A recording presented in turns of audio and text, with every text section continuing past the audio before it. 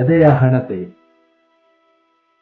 ಅರೆತೆರೆದಿದ್ದ ಬಾಗಿಲನ್ನು ಸ್ವಲ್ಪ ಸರಿಸಿ ಮೆಹರುನ್ ಒಳಗೆ ಕಾಲಿಟ್ಟಳೋ ಇಲ್ಲವೋ, ಹಜಾರದಲ್ಲಿದ್ದ ದಿವಾನ್ ಕಾಟ್ನ ಮೇಲೆ ಅಡ್ಡಾಗಿದ್ದ ಅವಳ ತಂದೆ ಅವರೊಡನೆ ಯಾವುದೋ ವಿಷಯವನ್ನ ಮೆಲುದನಿಯಲ್ಲಿ ಮಾತನಾಡುತ್ತಿದ್ದ ದೊಡ್ಡಣ್ಣ ಇಬ್ಬರು ಗಪ್ಪೆಂದು ಬಾಯಿ ಮುಚ್ಚಿ ಅವಳನ್ನೇ ನೋಡಲಾರಂಭಿಸಿದರು. ಒಳಗಿನಿಂದ ಓಡಿ ಬಂದ ಎರಡನೇ ಅಣ್ಣ ಅಮಾನ್ನ ಮಗಳು ರಾಬಿಯಾ ಮೆಹರನ್ ಪುಪ್ಪು ಬಂದರು ಎಂಬ ಕೂಗು ಹಾಕಿದ್ದೇ ತಡ ತನ್ನ ಕೋಣೆಯಲ್ಲಿದ್ದ ಅಮಾನ್ ಸೇವ್ ಮಾಡಲು ಸಾಬೂನಿನ ನೊರೆ ಹಚ್ಚಿದ ಗಲ್ಲದೊಡನೆ ಕೈಯಲ್ಲಿ ಬ್ರಷ್ ಹಿಡಿದಿದ್ದಂತೆಯೇ ಹಜಾರಕ್ಕೆ ಬಂದು ನಂಬಲಾರದವನಂತೆ ನೋಡತೊಡಗಿದ. ತಮ್ಮ ಕೋಣೆಯಲ್ಲಿ ಮಕ್ಕಳಿಗೆ ರಾಗವಾಗಿ ಕುರಾನ್ ಹೇಳಿಕೊಡುತ್ತಿದ್ದ ಅವಳ ದೊಡ್ಡ ಅತ್ತಿಗೆ ತಲೆಯ ಮೇಲಿನ ಸೆರಗು ಜಾರುತ್ತಿರುವುದರ ಪರಿವೆಯೂ ಇಲ್ಲದೆ ಹಜಾರಕ್ಕೆ ಬಂದು ನಿಂತು ದಿಟ್ಟಿಸತೊಡಗಿದಳು. ಕೃಶವಾದ ಕೈಗಳ ಅವಳ ತಾಯಿ ತಸ್ಬೀರ್ ಜಪಮಾಲೆ ಹಿಡಿದಿದ್ದಂತೆಯೇ ಬಂದು ನಿಂತು, ನಿಜವೇ, ಇದು ನಿಜವೇ ಎನ್ನುವಂತೆ ದೃಷ್ಟಿ ಹಾಯಿಸಿ ಗರಬಡಿದವಳಂತೆ ನಿಂತಳು. ತವಾದ ಮೇಲಿನ ಚಪಾತಿ ಸುಟ್ಟು ಕರಕಲಾಗುತ್ತಿರುವ ಪರಿವೆಯೂ ಇಲ್ಲದೆ ಹಜಾರದ ಬಾಗಿಲಿನ ಹಿಂಬದಿಯಿಂದ ಅವಳ ತಂಗಿಯರಿಬ್ಬರು ರೇಹಾನಾ ಮತ್ತು ಸಬಿಹಾ ಇಣುಕುತ್ತಿದ್ದರು. ಸದ್ಯ ತಮ್ಮ ಅಲ್ತಾಫ್ ಮನೆಯಲ್ಲಿರಲಿಲ್ಲ. ಒಟ್ಟಿನಲ್ಲಿ ಆ ಕ್ಷಣದಲ್ಲಿ ಇಡೀ ಮನೆಯೇ ಸ್ತಬ್ಧವಾಗಿ ಬಿಟ್ಟಿತು. ಅಚೇತನವಾದ ಆ ಮನೆ ಅವಳಿಗೆ ಅಪರಿಚಿತವೆನಿಸತೊಡಗಿತು. 9 ತಿಂಗಳು ಹೊಟ್ಟೆಯಲ್ಲಿಟ್ಟುಕೊಂಡು ಸಾಕಿದ ತಾಯಿ ಗಂಗೆಯ ಬಾ ಮಗಳೇ ಅನ್ನಲಿಲ್ಲ. ತನ್ನ ಹರವಾದ ಎದೆಯ ಮೇಲೆ ಕುಣಿದು ಕುಪ್ಪಳಿಸುತ್ತಿದ್ದ ಬಾಲೆಯಿಂದ ಮುದಗೊಳ್ಳುತ್ತಿದ್ದ ತಂದೆ ಕಿರುನಗೆಯ ಆಹ್ವಾನವನ್ನು ಬೀರಲಿಲ್ಲ.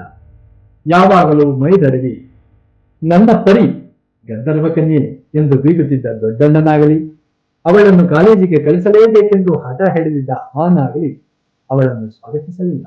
ಅವರ ಹೆಂಡತಿಯರಿಬ್ಬರು ಬೇರೆ ಗ್ರಹದ ವಿಲಕ್ಷಣ ಜೀವಿಯನ್ನು ನೋಡುವಂತೆ ಅವಳನ್ನು ದಿಟ್ಟಿಸುತ್ತಿದ್ದರು. ಮೆಹರಳ ಹೃದಯ ಕುಸಿಯಿತು. ಕಂಕುಳಲ್ಲಿದ್ದ 9 ತಿಂಗಳ ಮುದ್ದಾದ ಹೆಣ್ಣು ಕೂಸು ಕಿತ್ತನೆ ಕಿರಿಚಿದಾಗಲೇ ಎಲ್ಲರೂ ಎಚ್ಚರಗೊಂಡು ದೊಡ್ಡಣ್ಣ ದೊಡ್ಡ ಗಂಟಲಿನಿಂದ ಮುಂದೆ ಕೇಳಿದ, ವಿನಾಯತ್ ಎಲ್ಲಿ? ಅವಳು ತಲೆ ತಗ್ಗಿಸಿ ಅಪರಾಧಿಯಂತೆ ನುಡಿದಳು, ಅವರು ಊರಲಿಲ್ಲ. ಮತ್ತೆ ಯಾರ ಜೊತೆ ಬಂದೆ? ನಾನೊಬ್ಬಳೆ. ಒಬ್ಬಳೆ? ಸುತ್ತಲಿಂದ ಹೊರಟ ಉದ್ಗಾರಗಳು ಅವಳನ್ನ ವಿಫಲಗೊಳಿಸಿತು. ಇನ್ನು ಅವಳು ಹೊಸಿಲುಗಳಿಗೆ ನಿಂತಿದ್ದಳು. ಫಾರೂಕ್, ಅವನನ್ನ ಒಳಗೆ ಕರೆದುಕೊಂಡು ನಡಿ. ಹಿರಿಯಣ್ಣನ ಅಧಿಕಾರಯುತ ಆದೇಶ ಹೊರಟ ನಂತರ ಅವಳ ಭಾರವಾದ ಹೆಜ್ಜೆಗಳು ತಡವರಿಸುತ್ತಾ ಕೋಣೆಯತ್ತ ನಡೆದವು. ಒಳಕೋಣೆಯಲ್ಲಿ ನ್ಯಾಯಾಲಯದ ಏರ್ಪಟ್ಟಿತ್ತು. ಅವಳ ಕೂಸು ಕಿರುಚತೊಡಗಿತು. ಬುರ್ಕಾ ಕೂಡ ತೆಗೆಯದೆ ಅದರ ನಿಕಾಬ್ ಮೇಲು ವಸ್ತ್ರವನ್ನು ಮೇಲಕ್ಕೆ ಸರಿಸಿ ತಂದೆಯ ಮಂಚದ ಮೇಲೆ ಸ್ವಲ್ಪ ಓರೆಯಾಗಿ ಕುಳಿತು ಮಗುವಿನ ಬಾಯಿಗೆ ಮೊಲೆನಿಟ್ಟಳು. ಅವಳು ಮುಖ ತೊಳೆದಿರಲಿಲ್ಲ. ಮಗು ಹಾಲನ್ನು ಚೀಪಿದಂತೆ ಅವಳ ಹೊಟ್ಟೆಯಲ್ಲಿ ಉರಿಯಾಗುತ್ತಿತ್ತು. ರಾತ್ರಿಯೂ ಅವಳು ಊಟ ಮಾಡಿರಲಿಲ್ಲ. ಈ ಸಭೆ ಅವಳ ತಾಯಿಯೊಬ್ಬಳ ಹೊರತು ಇನ್ಯಾರೂ ಹೆಂಗಸರು ಬರುವಂತಿರಲಿಲ್ಲ. ಮೆಹರ್, ಮನೆಯಲ್ಲಿ ಹೇಳಿ ಬಂದಿಯಾ? ಇಲ್ಲ. ಯಾಕೆ ಯಾಕೆ ಹೇಳಿ ಬಂದಿಲ್ಲ? ನಮ್ಮ ಮರ್ಯಾದೆ ಕಲಿಬೇಕು ಅಂತ ಪೂರ್ತ ಮನಸ್ಸು ಮಾಡಿರೋ ಹಾಗಿದೆ ನೀನು. ಯಾರಿಗೆ ಹೇಳಿ ಬರ್ಬೇಕಿತ್ತು? ಯಾರಿದಾರಲ್ಲಿ? ಅವರು ಮನೆಗೆ ಬಾರದೆ 1 ವಾರ ಆಯಿತು. ಇಂಥ ಕಡೆ ಹೋಗ್ತೀನಿ ಅಂತನೂ ಹೇಳಿ ಹೋಗಿಲ್ಲ. ನಿಮಗೆ ಕಾಗದ ಬರೆದಿದ್ದೇನಲ್ಲ, ನೀವು ನನ್ನನ್ನು ಸತ್ತೆಯೋ ಬದುಕಿದೆಯೋ ಅಂತ ಕೇಳಿಲ್ಲ. ನಿನ್ ಗಂಡ ಯಾವಳೋ ನರ್ಸಿನ ಹಿಂದೆ ಹೋಗಿದ್ದಾನೆ ಅಂತ ಬರ್ದಿದ್ದೀಯಲ್ಲ, ಅದನ್ನ ನಂಬಬೇಕೆನ್ನು ನಾವು.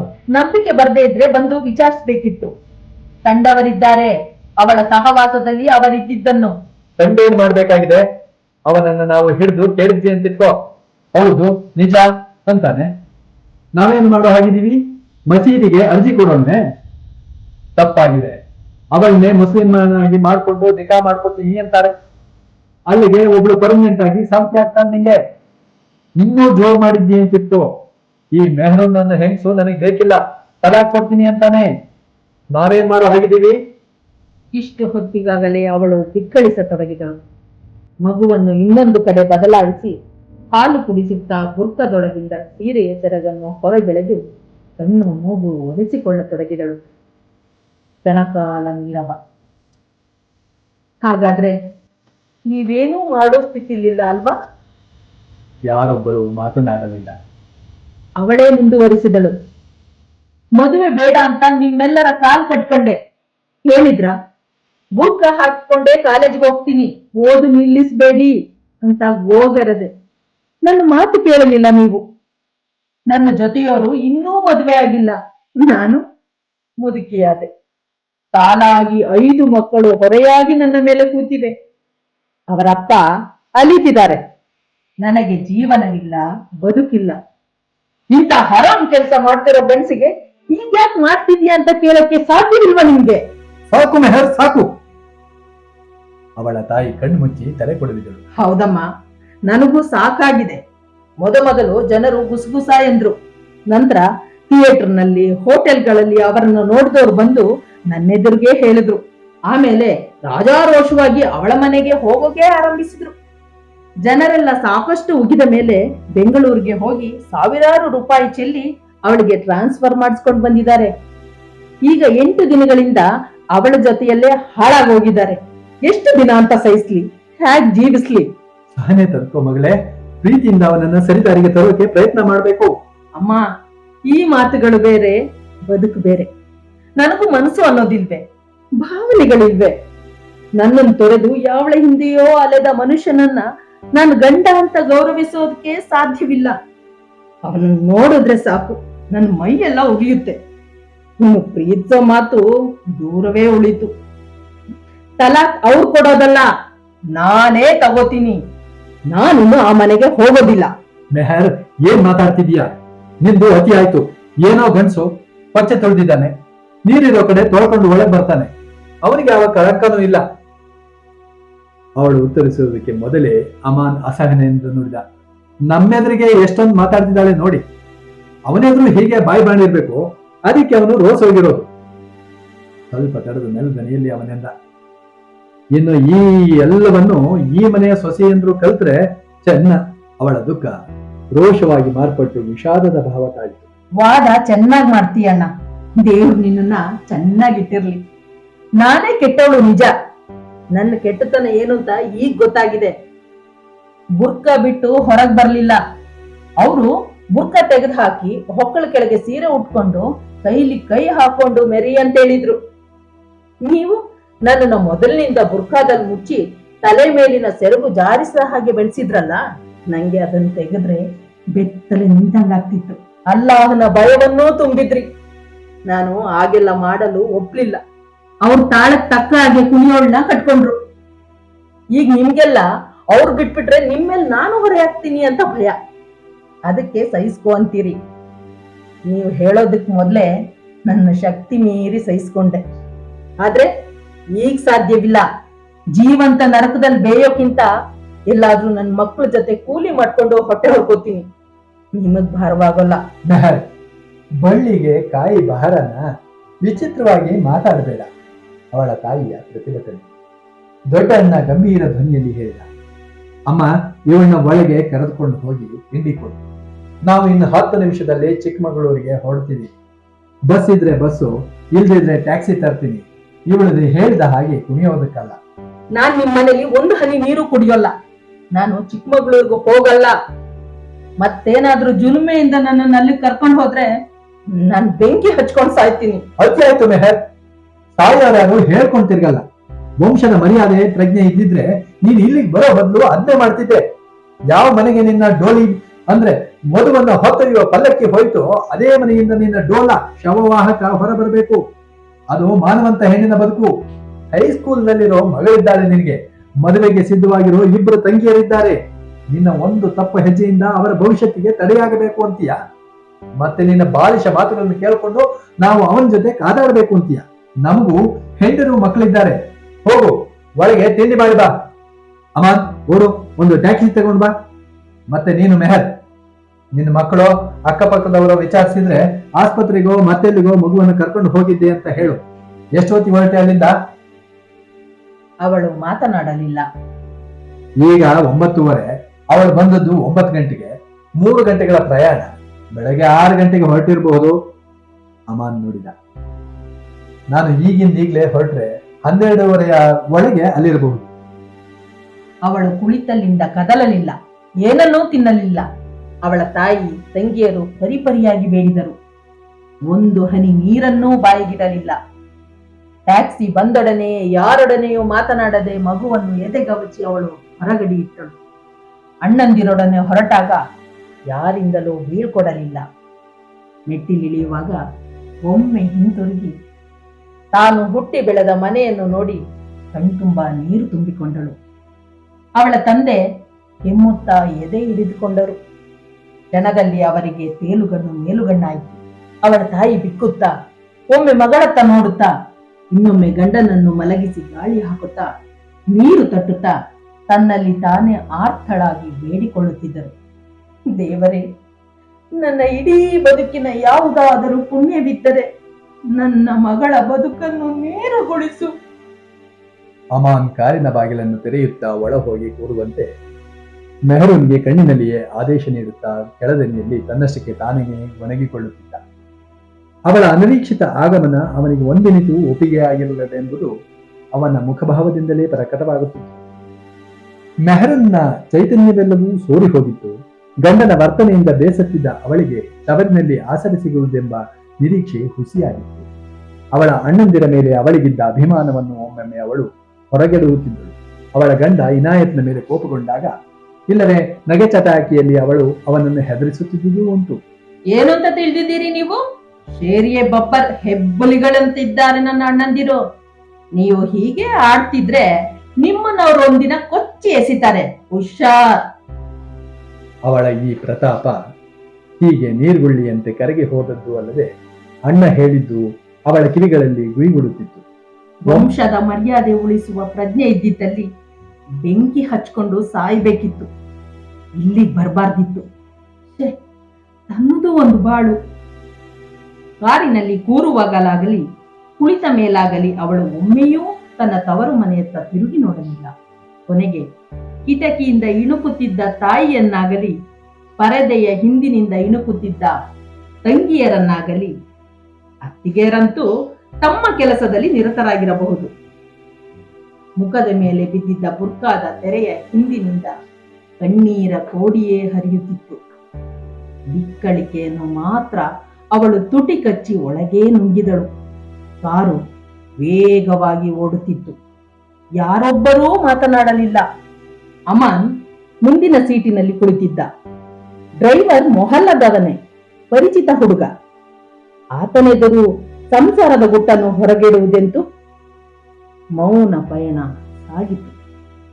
ಇಡೀ 16 ವರ್ಷಗಳ ಕಾಲ ಅವನ ಕಾಮ ಪ್ರೇಮದಾಟದ ದಾಳವಾಗಿದ್ದುದಕ್ಕೆ ಕೊನೆಗೆ ಅವನು ಅವಳ ಹೆಣ್ತನಕ್ಕೆ ಅವಮಾನ ಮಾಡಿದ್ದ. ಹೆಣದಂತೆ ಬಿದ್ದುಕೊಳ್ತೀಯ, ನಿನ್ನಿಂದ ಯಾವ ಸುಖ ಪಡ್ಕೊಂಡೆ ಎಂದು ತನ್ನನ್ನೇ ಪ್ರಶ್ನೆಗೆ ಒಡ್ಡಿದ್ದ. ಅವಳನ್ನು ಹೀಗಳೆದು ಅವಳ ಸ್ವಾಭಿಮಾನವನ್ನ ಛಿದ್ರಗೊಳಿಸಿದ್ದ. ಹೆಣ್ಣಾದವಳಿಗೆ ಎಲ್ಲಿಯ ಸ್ವಾಭಿಮಾನ? ಏನ್ ಕಡಿಮೆ ಮಾಡಿದ್ದೀನಿ ನಿನಗೆ? ಉಡಲು ಉಣ್ಣಲು ನನ್ನನ್ನು ಯಾರು ತಡೆಯುವವರು? ನನ್ನ ಸುಖಕ್ಕೆ ಬೇಕಾದವನ್ನ ಕಟ್ಕೊಂಡಿದ್ದೀನಿ ಎಂದಿದ್ದನವ. ಒಡ ಹುಟ್ಟಿದವರು ಅದೇ ದನಿಯಲ್ಲಿ ಡೋರಿ ಹೋದ ಮನೆಯಿಂದಲೇ ಡೋಲ ಹೋಗ್ಬೇಕು, ಇಲ್ಲಾಕ್ ಬಂದೆ, ನಡಿಯಾಚೆ ಎಂದರು. ಮತ್ತೊಮ್ಮೆ ಕಣ್ಣೀರ ಮಹಾಪೂರ ಹರಿಯಿತು. ಇದೇ ಆಲೋಚನೆಗಳಲ್ಲಿ ಓಡುತ್ತಿದ್ದ ಮರ, ಗಿಡ, ರಸ್ತೆ ಯಾವುದೂ ಕಂಡು ಬರಲಿಲ್ಲ. ಕಾರು ಒಮ್ಮೆಲೆ ನಿಂತಾಗ ಅವಳು ಅನಾಸಕ್ತಿಯಿಂದ ಕಣ್ಣು ಹಾಯಿಸಿದಾಗ ಅದೋ ಅವಳದೇ ಎಂದು ಹೇಳುವ ಮನೆ. ಬಾಗಿಲಿನಲ್ಲಿ ಬಾಡಿದ್ದ ಮೊಗದ ಬಾಲೆಯೊಬ್ಬಳು ಒಮ್ಮೆಲೆ ನೆಗೆದು ಕಾರಿನ ಬಳಿ ಬಂದು, ಅಮ್ಮಿ, ಕೊನೆಗೂ ಬಂದಿರಲ್ಲ, ನಾನಂತೂ ಹೆದರಿ ಹೋಗಿದ್ದೆ ಎಂದವಳೆ ಆಕೆಯ ಕೈಯಲ್ಲಿದ್ದ ಮಗುವನ್ನೆತ್ತಿ ಎದೆಗವಚಿಕೊಂಡು ಮನೆಯೊಳಗೆ ಓಡಿದಳು. ಮೆಹರೂನ್ ನಿಧಾನವಾಗಿ ಅಡಿ ಇಡುತ್ತಾ ಮನೆಯೊಳಗೆ ಬಂದಳು. ಮನೆ ಬಿಕೋ ಅನ್ನುತ್ತಿತ್ತು. ಮಕ್ಕಳು ಶಾಲೆಗೆ ಹೋಗಿದ್ದರು. ತಾಯಿಯ ದುಃಖದ ತೀವ್ರತೆಯನ್ನ ಆಕೆಯೊಡನೆ ಅನುಭವಿಸುತ್ತಿದ್ದ ಹಿರಿಮಗಳ 16ರ ಎಳೆಯ ವಯಸ್ಸಿನ ಸಲ್ಮಾ ಅಂದು ಮನೆಗೆ ಹಿರಿಯವಳಾಗಿದ್ದಳು. ಶಾಲೆಗೂ ಹೋಗದೆ ತಮ್ಮಂದಿರನ್ನು ತಂಗಿಯರನ್ನು ಶಾಲೆಗೆ ಕಳಿಸಿ ತಾನು ಮಾತ್ರ ಒಮ್ಮೆಲೆ ಹೊರಟು ಹೋದ ತಾಯಿಯ ಆಗಮನವನ್ನ ಎದುರು ನೋಡುತ್ತಾ ಆತಂಕ ಪಡುತ್ತಿದ್ದವಳು. ಜೊತೆಯಲ್ಲಿ ಮಾವೇಂದ್ರನ್ನು ನೋಡಿ ಸಮಾಧಾನದ ನಿಟ್ಟುಸಿರನ್ನು ಹೊರಚಲಿದಳು. ಮಾವಂದಿರನ್ನು ನೋಡಿಯೇ ಅವಳು ಚುರುಕಾದಳು. ಹೇಗೋ ಬಂದಿರುವವರು ತನ್ನ ಅಪ್ಪನಿಗೆ ಬುದ್ಧಿವಾದ ಹೇಳಿಯೇ ಹೇಳುತ್ತಾರೆ. ಆ ಹೆಂಗಸಿನ ಜುಟ್ಟು ಹಿಡಿದು ಹೊರಗೋಡಿಸಿ ತಂದೆಗೂ ತನ್ನಮ್ಮನಿಗೂ ರಾಜಿ ಮಾಡ್ತಾರೆ. ಮತ್ತೆ ಹಿಂದಿನಂತೆ ಈ ಮನೆ ನೆಮ್ಮದಿಯ ಬೀಡಾಗಬಹುದು. ಅವಳು ಚಿಗರೆಯಂತೆ ಓಡಾಡಿದಳು. ಮಾವಂದಿರಿಗೆ ತಿಂಡಿ ತಂದಿದ್ದಳು, ಟೀ ಕಾಸಿದಳು. ಕೋಣೆಯಲ್ಲಿ ಮಂಚದ ಮೇಲೆ ಬಿದ್ದುಕೊಂಡಿದ್ದ ತಾಯಿಯ ಕಣ್ಣೊರೆಸಿ ಒಂದೊಂದೇ ತುತ್ತನ್ನ ಅವಳ ಬಾಯಿಗಿರಿಸಿ ಎಂಜಲು ತಟ್ಟೆಯನ್ನು ತೆಗೆದುಕೊಂಡು ಹೊರಬರುತ್ತಿದ್ದಂತೆಯೇ ಚಿರಪರಿಚಿತವಾದ ಧ್ವನಿಯೊಂದು ಕೇಳಿ ಬರಬೇಕೆ. ಅವಳು ಒಂದೇ ನೆಗತಕ್ಕೆ ಮೆಹರೂನ್ನ ಬಳಿ ಓಡಿ ಬಂದಳು. ಅಮ್ಮಿ ಅಮ್ಮಿ, ಅಮ್ಮ ಬಂದಿದ್ದಾರೆ. ಮೆಹರೂನ್ ತನಗೆ ಆ ಮಾತು ಕೇಳಿಸಲೇ ಇಲ್ಲ ಎಂಬಂತೆ ಹೊದಿಕೆಯೊಳಗೆ ಸೇರಿದ್ದವಳು ಮುದುಡಿಕೊಂಡು ಮಲಗಿದಳು. ಅವಳ ತಲೆಯ ನರಗಳು ಸಿಡಿಯುತ್ತಿದ್ದವು. ಹೊರಗೆ ಹಜಾರದಲ್ಲಿ ಸಲ್ಮಾ ಕಿವಿಗೊಟ್ಟು ಆಲಿಸಿದಳು. ಮಾತುಕತೆ, ನಗು, ಸಲಾಂ, ಪಯಾಮ್. ಅರೆ ಭಯ್ಯ, ಯಾವಾಗ ಬಂದ್ರೆ? ಇನಾಯತ್ ಮೆಹರೂನ್ಲ ಗಂಡ ಆತ್ಮೀಯತೆಯಿಂದ ವಿಚಾರಿಸುತ್ತಿದ್ದ. ಈಗ ತಾನೇ ಬಂದಿದ್ದೀರಿ, ನೀವು ಹೇಗಿದ್ದೀರಿ? ಓಹೋ, ಚೆನ್ನಾಗಿದ್ದೀನಿ, ದೇವ್ರ ದಯೆ, ತಮ್ಮೆಲ್ಲರದು ಆಶೀರ್ವಾದ. ಅಮಾನ್ ಸ್ವರ. ಎಲ್ಲಿಂದ ಬರ್ತಿದ್ದೀರಿ ಇನಾಯತ್ ಭಾಯಿ? ಇಲ್ಲೇ ಹೀಗೆ ಇರ್ತಾವಲ್ಲ ವ್ಯವಹಾರಗಳು. ಎಷ್ಟೇ ಆದ್ರೂ ಬೆಳಗ್ಗೆ ನಾವು ಮನೆ ಕೂರಕ್ಕಾಗೋದಿಲ್ವಲ್ಲ. ಸಲ್ಮಾ ಸಲ್ಮಾ, ಅಮ್ಮಿಯನ್ನೇ ಇಲ್ಲಿ ನೋಡಿ, ಯಾರು ಬಂದಿದ್ದಾರೆ, ಬರ ಹೇಳೋ ಅಮ್ಮಿಯನ್ನ. ಒಳಗಡೆಯಿಂದ ಓ ಇಲ್ಲ ಸೋ ಇಲ್ಲ. ಈಗ ಮಾತ್ರ ಇನಾಯತ್ ಎಚ್ಚರಗೊಂಡ. ಓ, ಇವಳೆಲ್ಲೋ ಮಗುವಿನ ಜೊತೆ ಒಳಗ್ ಸೇರ್ಕೊಂಡಿರ್ಬೇಕು, ಕರಿತೀನಿ ತಾಳಿ. ಅವನು ಬಳ ಬಂದು ಎದುರಿಗಿದ್ದ ಮಗಳನ್ನು ನೋಡಿ ಕೆಳದನಿಯಲ್ಲಿ ಕೇಳಿದ, ಇವರೆಲ್ಲ ಯಾವಾಗ ಬಂದ್ರು? ನಿನ್ನ ಅಮ್ಮ ಎಲ್ಲೇ? ಸಂಶಯದ ಎಳೆಯೊಂದು ಅವನ ಮನದಲ್ಲಿ ಪುಟಿದೇಳುತ್ತಿತ್ತು.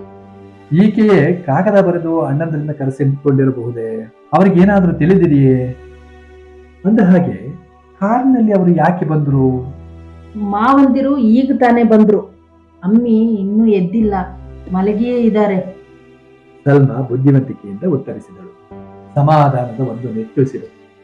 ಇನ್ನೂ ಎದ್ದಿಲ್ಲ, ಏನಾಗಿದೆ ಅವಳಿಗೆ?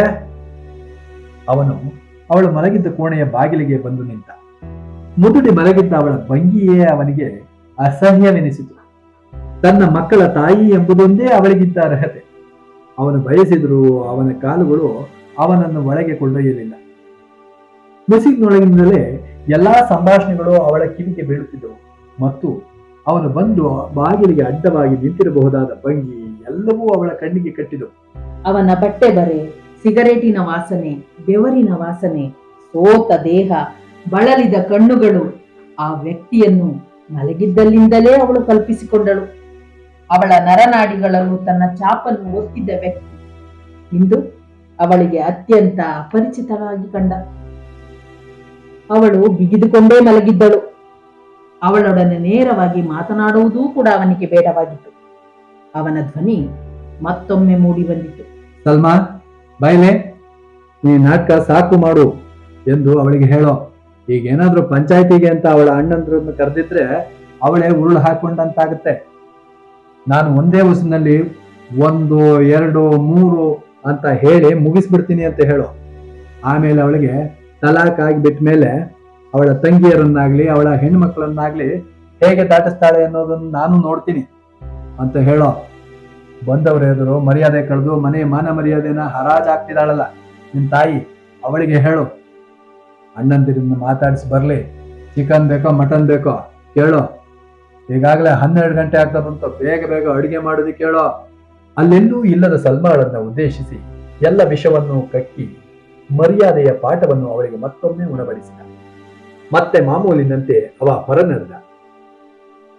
ಭಾವಂದಿರ ನಡುವೆ ಮಾತುಕತೆಯಾದಳು. ಕಾಫಿ ಬೆಲೆ ಕುರಿತು, ಕಾಶ್ಮೀರ ಚುನಾವಣೆಯ ಕುರಿತು, ಹತ್ತಿರದ ಮನೆಯೊಂದರಲ್ಲಿ ಕೊಲೆಯಾದ ವೃದ್ಧ ದಂಪತಿಗಳ ಕೇಸಿನ ತನಿಖೆಯ ಕುರಿತು, ಹಿಂದೂ ಹುಡುಗನೊಡನೆ ರಿಜಿಸ್ಟರ್ ಮದುವೆ ಮಾಡಿಕೊಂಡ ಮೊಹಲ್ಲಾದ ಹುಡುಗಿಯ ಕುರಿತು, ಹೀಗೆ ಇನ್ನೇನೇನೋ ಮಾತು ಲೋಕಾಭಿರಾಮವಾಗಿ ಮುಂದುವರಿಯುತ್ತಿದ್ದಂತೆಯೇ ಚಿಕನ್ ಬಂದಿತು, ಕುಕ್ಕರ್ ಕೂಗಿತು, ಮಿಕ್ಸಿ ಅರೆಯಿತು, ಮಸಾಲೆಯ ವಾಸನೆ ಗಮ್ಮೆಂದಿತು.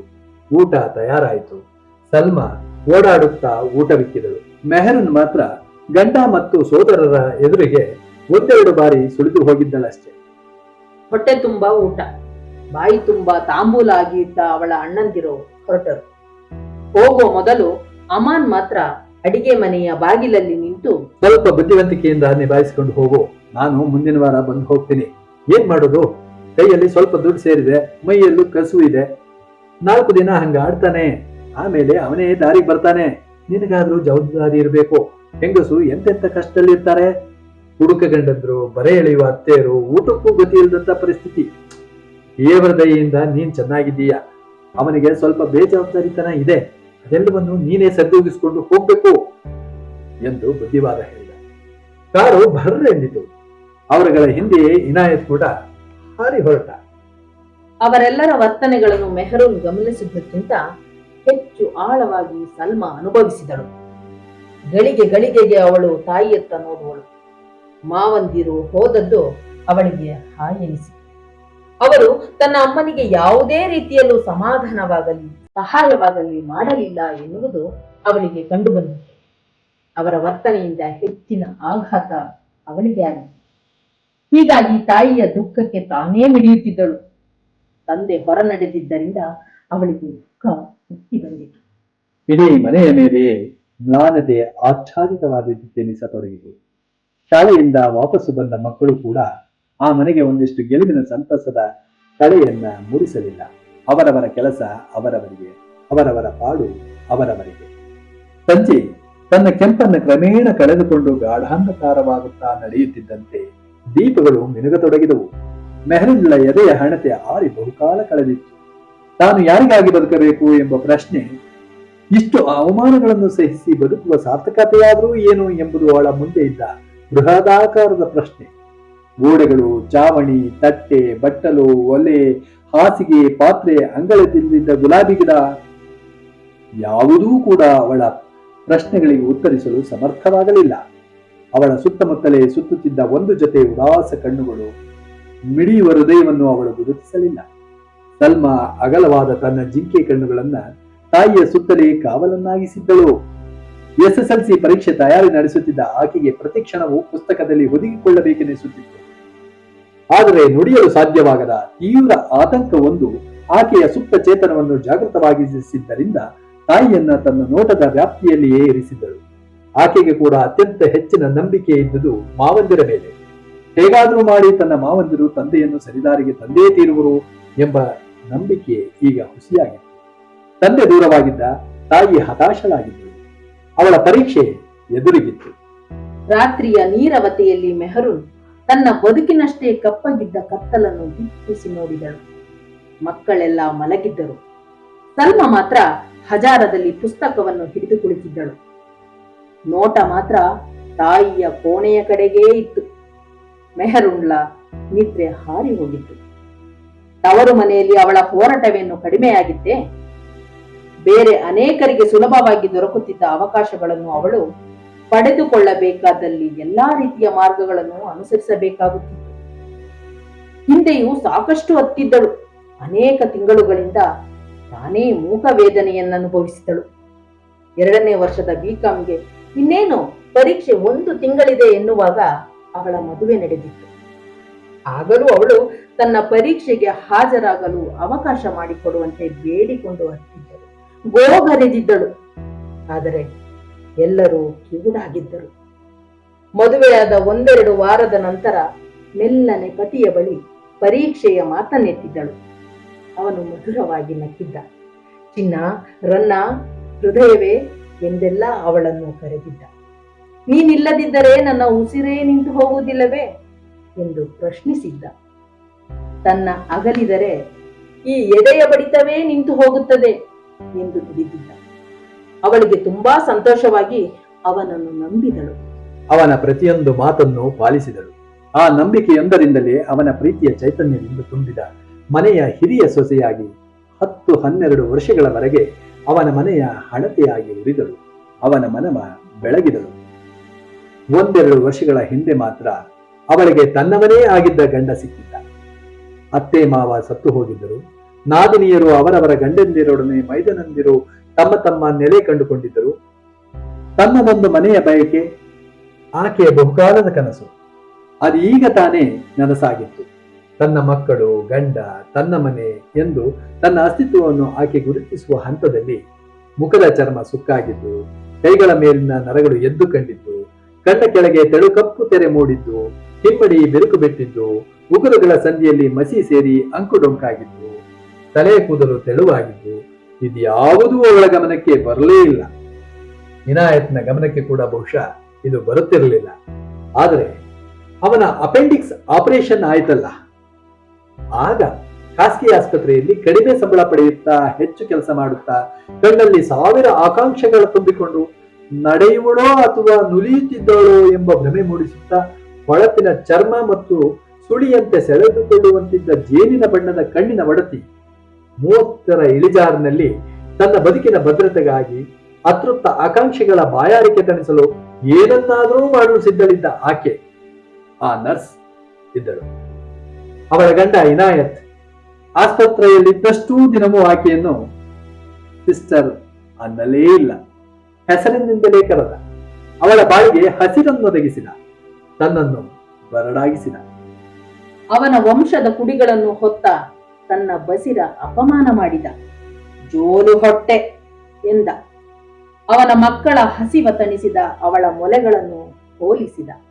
ಅವಳ ದೇಹವನ್ನು ಮಾತ್ರವಲ್ಲ, ಅವಳ ಆತ್ಮವನ್ನು ಕೂಡ ನಗ್ನಗೊಳಿಸಿದ. ಕೊನೆಗೊಂದು ದಿನ ನೀನು ನನ್ನ ತಾಯಿ ಸಮಾನ ಎಂದು ಅವಳನ್ನು ಜೀವಂತ ಜ್ವಾಲೆಗೆ ಆಹುತಿಗೊಳಿಸಿದ. ಆ ಮಾತು ಅವನಿಂದ ಹೊರಬಂದು 3-4 ತಿಂಗಳುಗಳೇ ಕಳೆದಿದ್ದವು. ಅಂದಿನಿಂದ ಆ ಮನೆಯಲ್ಲಿ ಉಣ್ಣುವ ಒಂದೊಂದು ಅಗುಳು ಕೂಡ ಪಾಪ ಎಂದು ಅವಳಿಗನ್ನಿಸತೊಡಗಿತು. ಆ ಮನೆಯಲ್ಲಿ ತಾನು ಪರಕೀಯಳು ಎಂಬುದು ಅವಳಿಗೆ ಪ್ರತಿಕ್ಷಣವೂ ಮಾಡತೊಡಗಿದಾಗ ಅವಳು ಪರಿಹಾರ ಹುಡುಕತೊಡಗಿದಳು. ಆ ಅಪಮಾನದ ಬೆಂಕಿಯಿಂದ ಹೊರಬರಲು ಆಕೆಯೊಬ್ಬಳಿಗೇ ಸಾಮರ್ಥ್ಯವಿರಲಿಲ್ಲ. ಹಾಗಾಗಿ ತನ್ನ ತವರಿನ ಆಸರೆಗೆ ಕೈಚಾಚಿದ್ದಳು. ಕತ್ತಲು ದಟ್ಟೈಸುತ್ತಿತ್ತು. ಅವಳ ಮನಸ್ಸಿನ ಕ್ಷೋಭೆಯೂ ಕೂಡ ಹೆಪ್ಪುಗಟ್ಟುತ್ತಿತ್ತು. ಆತ್ಮಗ್ಲಾನಿಯಿಂದ ಅವಳು ಹೊರಬರಲಾಗದೆ ಉಸಿರು ಸಿಕ್ಕಿಕೊಂಡ ಮೇಲಂತೆ ಚಡಪಡಿಸುತ್ತಿದ್ದಳು. ಅವಳು ಎಂದೂ ಅಷ್ಟೊಂದು ಏಕಾಂಗಿಯಾಗಿರಲಿಲ್ಲ. ಕಂಪನಿಯ ಮಹಾಪೂರವೇ ಹರಿದು ಹೋಗಿತ್ತು. ಅವಳಿಗೆ ಯಾವುದರ ಅಪೇಕ್ಷೆಯೂ ಉಳಿದಿರಲಿಲ್ಲ. ಬದುಕು ಭಾರವಾಗತೊಡಗಿತ್ತು. ಮಲಗಿದ ಆಕೆ ಎದ್ದು ಕುಳಿತಳು. ಅವಳನ್ನು ಕೇಳುವವರು ಯಾರೂ ಇರಲಿಲ್ಲ, ಕೇಳಿಸುವವರೂ ಇರಲಿಲ್ಲ. ಅಪ್ಪಿ ಮುತ್ತಿಕ್ಕುವವನು ಯಾರದೋ ಪಾಲಾಗಿದ್ದ. ಬದುಕಿಗೊಂದು ಆಯಾಮ ಇರಲೇ ಇಲ್ಲ. ಅವಳ ಹಿಂದಿನಿಂದ ಬಂದ ಫಳಾರ ಎಂಬ ಸದ್ದನ್ನು ಕೇಳಿಯೂ ಅವಳು ವಿಚಲಿತಳಾಗಲಿಲ್ಲ.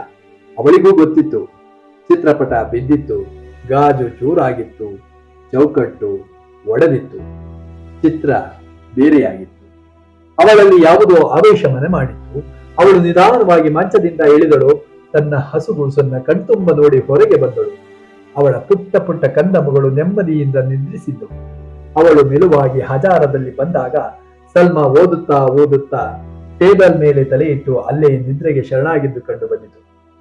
ನಿದ್ರಿಸುತ್ತಿದ್ದ ತನ್ನ ಮಗಳ ಬಳಿ ನಿಂತ ಅವಳು ಒಂದು ಕ್ಷಣ ಭಾವಾವೇಗದಿಂದ ಕಂಪಿಸಿದಳು. ಭಾವನೆಗಳೇ ಸತ್ತು ಹೋಗಿವೆ ಎಂದುಕೊಂಡಿದ್ದ ಅವಳಿಗೆ ಸಲ್ಮಾಳನ್ನು ಕಂಡಾಗ ಹತ್ತಿಕ್ಕಲಾರದ ಭಾವನೆಗಳ ಒತ್ತಡ ಉಂಟಾಗಿ ಅಲ್ಲಿಯೇ ಕುಸಿಯುವಂತಾಯಿತು. ಅವಳನ್ನು ಮುಟ್ಟಬೇಕು ಎನ್ನುವ ತನ್ನ ಅದಮ್ಯ ಆಸೆಯನ್ನ ಬದಿಗೆ ಒತ್ತಿ ಅವಳು ಮನದಲ್ಲೇ ಮಗಳನ್ನು ಬೇಡಿಕೊಂಡಳು.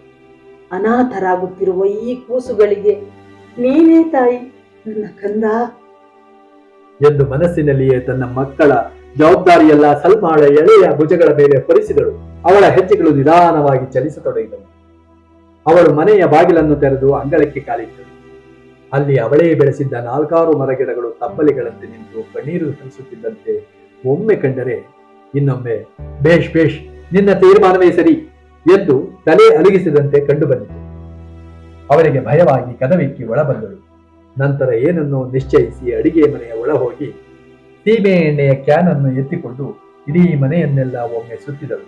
ಎಲ್ಲಿ ಹೊಯ್ದುಕೊಳ್ಳಬೇಕು ಎಂಬುದರ ಬಗ್ಗೆ ಅವಳು ಯಾವುದೇ ನಿಶ್ಚಯಕ್ಕೆ ಬಾರದೆ ಮತ್ತೊಮ್ಮೆ ಮಕ್ಕಳೆಲ್ಲರನ್ನೂ ಕಣ್ಣು ತುಂಬಾ ನೋಡಿ ಹಜಾರಕ್ಕೆ ಬಂದಳು. ಸಲ್ಮಾಳತ್ತ ಅವಳು ಯಾವುದೇ ದೃಷ್ಟಿಯನ್ನು ಹಾಯಿಸಲಿಲ್ಲ. ಹಾಗೊಂದು ವೇಳೆ ಅವಳತ್ತ ನೋಡಿದ್ದಲ್ಲಿ ತನ್ನ ನಿರ್ಧಾರ ಎಲ್ಲಿ ಸಡಿಲವಾಗುತ್ತದೋ ಎಂದು ಹೆದರಿದ್ದಳಾಕೆ. ಮತ್ತೊಮ್ಮೆ ವೇಗವಾಗಿ ನಡೆಯುತ್ತಾ ಅಡಿಗೆ ಮನೆಗೆ ಕಾಲಿಟ್ಟು ಅಲ್ಲಿದ್ದ ಬೆಂಕಿ ಪೆಟ್ಟಿಗೆಯನ್ನು ತನ್ನ ಬಲಗೈಯಲ್ಲಿ ಬಲವಾಗಿ ಅದುಮಿ ಹಿಡಿದು ಆಕೆ ಮೆಲ್ಲನೆ ಅಗುಳಿಯನ್ನು ಸರಿಸಿ ಅಂಗಳಕ್ಕೆ ಕಾಲಿಟ್ಟಳು. ತನ್ನ ಪಾಲಿಗೆ ಯಾರೂ ಇಲ್ಲದ, ತಾನು ಯಾರಿಗೂ ಬೇಕಿಲ್ಲದ ಅಭಾಗಿನಿ ಅಂಗಳದಲ್ಲಿ ನಿಂತು ಕತ್ತಲನ್ನು ದಿಟ್ಟಿಸುತ್ತಾ ಸೀಮೆ ಎಣ್ಣೆಯನ್ನು ತನ್ನ ಮೈ ಮೇಲೆ ಸುರಿದುಕೊಂಡಳು. ಆಕೆಯ ಅಂಕೆಗೆ ಒಳಪಡದ ಅತ್ಯಂತ ಉನ್ಮತ್ತ ಶಕ್ತಿಯೊಂದು ಅವಳನ್ನು ತನ್ನ ವಶದಲ್ಲಿರಿಸಿಕೊಂಡಂತೆ ನಿಗೂಢವಾಗಿ ಅವಳು ಸುತ್ತಲೂ ಒಮ್ಮೆ ಕಣ್ಣು ಹಾಯಿಸಿದಳು. ಯಾವ ಸದ್ದುಗಳೂ ಅವಳನ್ನು ತಲುಪುತ್ತಿರಲಿಲ್ಲ, ಯಾವ ಸ್ಪರ್ಶಗಳು ಅವಳನ್ನು ತಾಕುತ್ತಿರಲಿಲ್ಲ, ಯಾವ ನೆನಪುಗಳು ಅವಳಲ್ಲಿ ಉಳಿದಿರಲಿಲ್ಲ. ಯಾವ ಸಂಬಂಧಗಳು ಅವಳನ್ನು ಬಾಧಿಸುತ್ತಿರಲಿಲ್ಲ. ಅವಳ ಇರುವೆ ಅವಳ ಪ್ರಜ್ಞೆಯಲ್ಲಿ ಇರಲಿಲ್ಲ. ಆದರೆ ಮನೆಯೊಳಗಿನ ವ್ಯವಹಾರವೇ ಬೇರೆಯಾಗಿತ್ತು. ಹಸುಗೂಸಿನ ಅಳುವು ತಾರಕಕ್ಕೇರಿ ನಿದ್ರೆಯ ಸಂಮೋಹನದ ಆಳ ಸುಳಿಯಲ್ಲಿ ತೇಲಿ ಹೋಗಿದ್ದ ಸಲ್ಮಾ ಗಾಬರಿಯಿಂದ ಎಚ್ಚೆತ್ತು ಒಂದೇ ಉಸಿರಿಗೆ ಹಾರಿ ಆ ಮಗುವನ್ನು ಎದೆಗವೆಚ್ಚಿಕೊಂಡು ಅಮ್ಮಿ ಅಮ್ಮಿ ಎಂದು ಕೂಗುತ್ತಾ ಮಕ್ಕಳು ಮಲಗಿದ್ದಲ್ಲಿಂದ ದಾಟುತ್ತಾ ತಾಯಿಯನ್ನು ಕಾಣದೆ ಇಡೀ ಮನೆಯ ಒಂದು ಸುತ್ತು ಹಾಕಿದರು. ಆ ವೇಳೆಯಲ್ಲಿ ತೆರೆದ ಅಂಗಳದ ಬಾಗಿಲನ್ನು ಕಂಡು ಭಯದಿಂದ ಒಂದು ಕ್ಷಣ ತತ್ತರಿಸಿದರು. ಒಂದೇ ಉಸಿರಿಗೆ ಓಡಿ ಅಂಗಳವನ್ನು ತಲುಪಿದಾಗ ಅಸ್ಪಷ್ಟ ಕತ್ತಲೆಯಲ್ಲಿ ಕೂಡ ಅವಳು ತಾಯಿಯ ಆಕೃತಿ ಮತ್ತು ಸೀಮೆಯ ಎಣ್ಣೆ ವಾಸನೆಯನ್ನು ಗ್ರಹಿಸಬಲ್ಲವಳಾಗಿದ್ದಳು. ಅವಳು ಯಾವುದೇ ಪೂರ್ವಾಪರ ವಿವೇಚನೆಯನ್ನು ಕೂಡ ಮಾಡದೆ ಒಮ್ಮೆಲೆ ಹಸುಗೂಸಿನೊಡನೆ ಧಾವಿಸಿ ತಾಯಿಯನ್ನ ಬಿಗಿದಪ್ಪಿದಳು. ಬೆಂಕಿ ಪೆಟ್ಟಿಗೆಯನ್ನ ಕೈಯಲ್ಲಿ ಹಿಡಿದಿದ್ದ ಮೆಹರೂನ್ ಹುಚ್ಚಿಯಂತೆ ಯಾರನ್ನೋ ನಿರೂಪಿಸುವಂತೆ ತನ್ನನ್ನು ಬಿಗಿದಪ್ಪಿದವಳನ್ನು ನೋಡುತ್ತಾ ಅಚೇತನಳಾದಳು. ಸಲ್ಮಾ ಮಗುವನ್ನು ನೆಲದ ಮೇಲೆ ಉರುಳಿಸಿಬಿಟ್ಟು ಅಮ್ಮಿ ಅಮ್ಮಿ ನಮ್ಮನ್ನು ಬಿಟ್ಟು ಹೋಗಬೇಡಿ ಎಂದು ತಾಯಿಯ ಕಾಲುಗಳನ್ನು ಬಿಗಿದಪ್ಪಿದಳು. ಬಿಕ್ಕಿ ಬಿಕ್ಕಿ ಅಳುತ್ತಿದ್ದ ಸಲ್ಮಾ, ನೆಲದಲ್ಲೇ ರೋಧಿಸುತ್ತಿದ್ದ ಹಸುಗೂಸು ಇವರನ್ನು ಕಂಡು ಮೆಹರೂನ್ ತನ್ನನ್ನು ಆವರಿಸಿದ್ದ ಅದೃಶ್ಯ ಶಕ್ತಿಯಿಂದ ಬಿಡುಗಡೆ ಹೊಂದಲು ಅತೀವ ಪ್ರಯತ್ನವನ್ನು ಮಾಡುತ್ತಾ ಯಾವುದೋ ನಿದ್ರಾಲೋಕದಿಂದ ಕಣ್ಣು ತೆರೆದಂತೆ ಹೊರ ಜಗತ್ತಿಗೆ ಬಂದಳು. ಕ್ರಮೇಣ ಅವಳು ಜಾಗೃತಾವಸ್ಥೆಗೆ ಬರುತ್ತಿದ್ದಂತೆ ಅವಳ ಕೈಯಿಂದ ಬೆಂಕಿ ಪೆಟ್ಟಿಗೆ ಕೆಳಗೆ ಬಿತ್ತು. ಸಲ್ಮಾ ತಾಯಿಯ ಕಾಲುಗಳನ್ನು ಬಿಟ್ಟಿರಲಿಲ್ಲ. ಅಮ್ಮಿ, ಅವರೊಬ್ಬರನ್ನು ಕಳೆದುಕೊಂಡ ರೋಷದಲ್ಲಿ ನಮ್ಮೆಲ್ಲರನ್ನು ಅವರ ಕಾಲ ಬುಡಕ್ಕೆ ಎಸೆಯುವುದು ಸರಿಯಾ? ಅಬ್ಬಾಗೋಸ್ಕರ ಸಾಯಲು ಸಿದ್ಧಳಾಗಿರುವ ನೀನು ನಮಗಾಗಿ ಬದುಕಲು ಸಾಧ್ಯವಿಲ್ಲವೇ? ನಮ್ಮನ್ನೆಲ್ಲ ನೀನು ಹೇಗೆ ತಬ್ಬಲಿಗಳನ್ನಾಗಿ ಮಾಡಲು ಸಾಧ್ಯ? ಅಮ್ಮಿ ಅಮ್ಮಿ, ನಮಗೆ ನೀನು ಬೇಕು. ಅವಳ ಮಾತಿಗಿಂತ ಹೆಚ್ಚಾಗಿ ಅವಳ ಸ್ಪರ್ಶದಿಂದ ಮೆಹರೂನ್ ಆರ್ದ್ರವಾದಳು. ಹೆಪ್ಪುಗಟ್ಟಿದ್ದ ಎಲ್ಲವೂ ಒಮ್ಮೆಯೇ ಕೊಚ್ಚಿಕೊಂಡು ಹೋದಂತಾಗಿ ಅವಳು ಅಲುಗಿ ಹೋದಳು. ಉಸಿರುಗಟ್ಟಿದಂತೆ ಅಳುತ್ತಿದ್ದ ಹಸುಗೂಸನ್ನು ಎತ್ತಿದ ಮೆಹರೂನ್ ಸಲ್ಮಾಳನ್ನು ಎದೆಗಬಚ್ಚಿದಾಗ ಎತ್ತರಕ್ಕೆ ಬೆಳೆದಿದ್ದ ಗೆಳತಿಯೊಬ್ಬಳ ಸಾಂತ್ವನ, ಸ್ಪರ್ಶ, ಸಮಾನ ಭಾವ ಕೂಡಿ ಕಣ್ಣೆರಡು ಭಾರವಾಗಿ ಬೇರೆ ಏನನ್ನೂ ನುಡಿಯದೆ ಕ್ಷಮಿಸು ಕಂದ ಎಂದಳು. ಕತ್ತಲು ಹರಿಯುತ್ತಿತ್ತು. ಅವಳ ಎದೆಯ ಹಣತೆ ಎಂದೋ ಆರಿ ಹೋಗಿತ್ತು. ಆದರೆ ಪ್ರಭಾತದ ಬೆಳಕು ಮಂದವಾಗಿ ಪಸರಿಸುತ್ತಿತ್ತು.